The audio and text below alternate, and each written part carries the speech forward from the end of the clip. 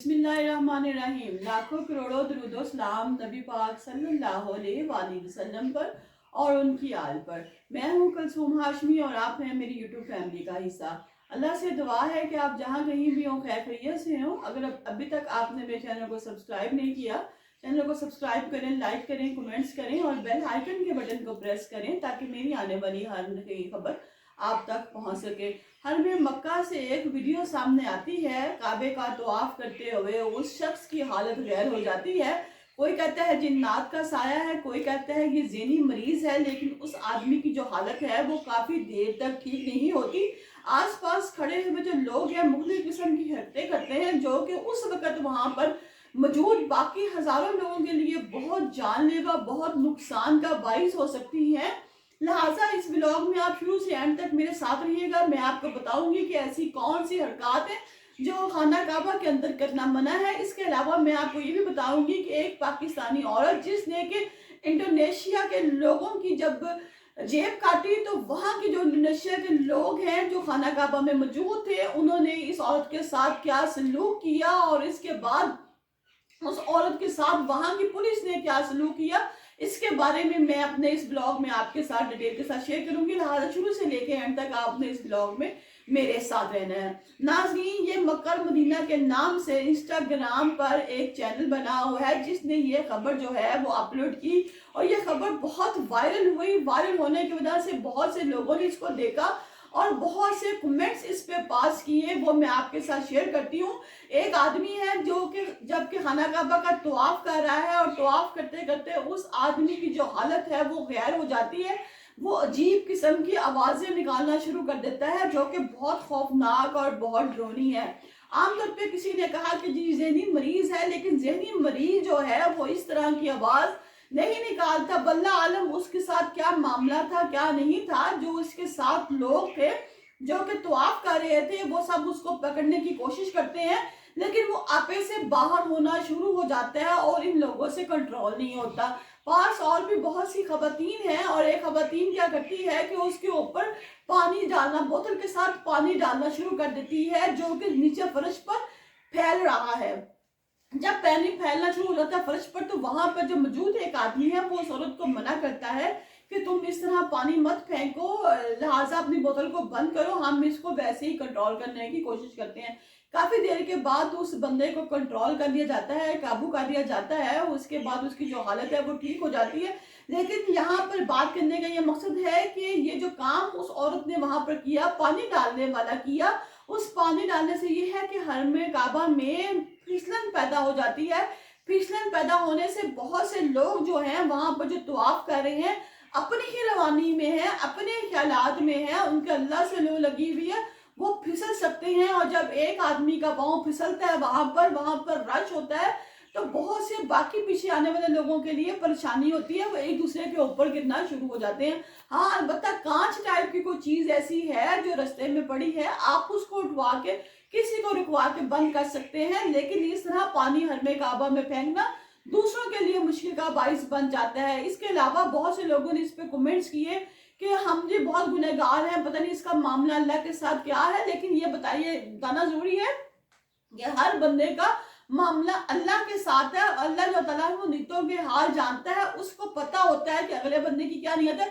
किसी के बारे में ऐसे कमेंट्स देना कि ये बहुत ज्यादा गुनाहगार है, ये बहुत ज्यादा पापी था, इसीलिए अल्लाह के घर जाके इसकी ये हालत हो गई है, लिहाजा पता ये उसका और उसके रब का मामला है।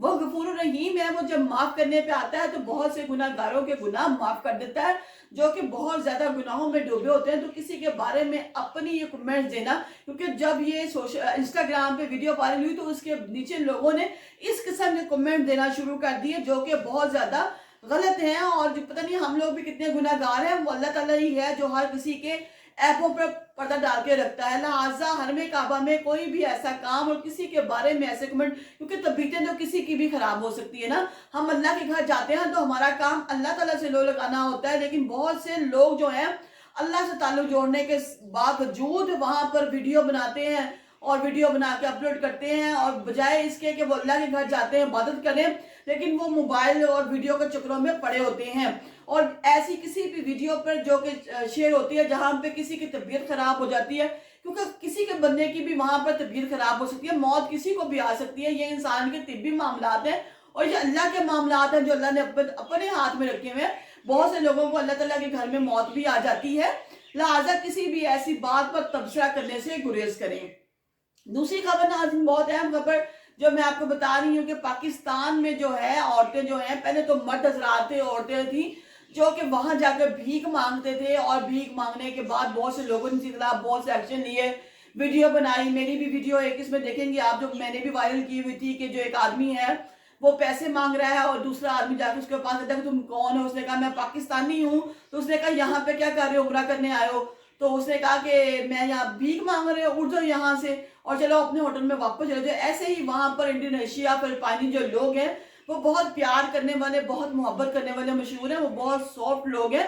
तो पाकिस्तान की एक औरत ने, एक इंडोनेशिया का आदमी है, हजाज है, जो कि वहां पे फिर रहा था, वहां पे अपने काम में मसरूफ था, उस औरत ने उस आदमी की जेब काट ली और उस आदमी को पता भी चल गया कि इस औरत ने मेरी जेब काट ली है। उसने उस औरत को पकड़ा, औरत की शक्ल तो नहीं दिखाई लेकिन वहां पर वीडियो बनानी शुरू कर दी बाकी बहुत से लोगों ने, और साथ साथ वहां पे वो जो है इंडोनेशिया का आदमी, उसने पुलिस को आवाजें देनी शुरू कर दी, शत्रुओं को आवाजें देनी शुरू कर दी कि तुम लोग आओ और आकर पकड़ो इस औरत को। नाज़रीन, अल्लाह के घर में ये काम है कि वहां पे हर जगह कैमरे लगे हुए हैं। अगर कोई किसी को दिखा देता है, कोई गलत काम करता है तो फिर फौरी तौर पर उसकी वीडियो बन जाती है।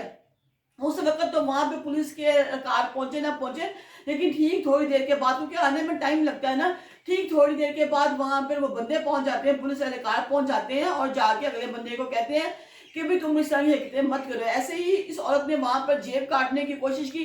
पहले तो ये लोग यहाँ से जाते हैं पाकिस्तान से तो बहुत मशहूर हो जाते हैं जेब काटने के, भीख मांगने के हवाले से। अब भीख मांगने के साथ साथ ये जो लोग हैं, ये लोग वहां पर जाकर लोगों की जेबें काटना शुरू हो गया है। हमारा जो पाकिस्तान है वो पहले ही उम्रा और हज के हवाले से और वीजे लेकर बाहर जाकर भीख मांगने के तौर पर तो बहुत मशहूर हो चुका था। अब साथ साथ जो है ये जेब कतरों के तौर पर भी मशहूर हो चुके हैं। लिहाजा हमारी हुकूमत को चाहिए, जो नून लीग वाले हैं, जो कोई भी हुकूमत हो, उनको चाहिए कि जब यहाँ से बंदे को भेजते हैं तो बंदे की पूरी जो चेकिंग है वो एयरपोर्ट पे करवाई जाए। ये लोग जो हैं ये अपने साथ साथ दूसरे लोगों के लिए भी बेइज्जती का बाइस बनते हैं।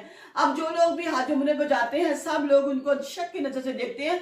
वो लोग जो लोगों के यहाँ रह के दुआएं देते हैं, लोगों की बेटियों की शादियां करते हैं, उन लोगों को भी अब लोग जो है भीख मंगों की नजर से देखते हैं। उनकी नजर में पाकिस्तान से जो कोई भी आ रहा है वो एक नंबर का भीख मंगा है। अब भीख मंगे के साथ साथ जो उन पे नया लेबल लग गया है वो जेब कतरों का लग गया। और जेब जो कतर रही है वो आदमी नहीं है, जेब जो कतर रही है वो औरतें हैं, और जो औरतें हैं वहां पे इंडोनेशियन और फिलिपाइन लोगों की जेबें काट के वहां से डॉलर निकाल रहे हैं। अल्लाह ताला हम सबका हामी नासिर हो।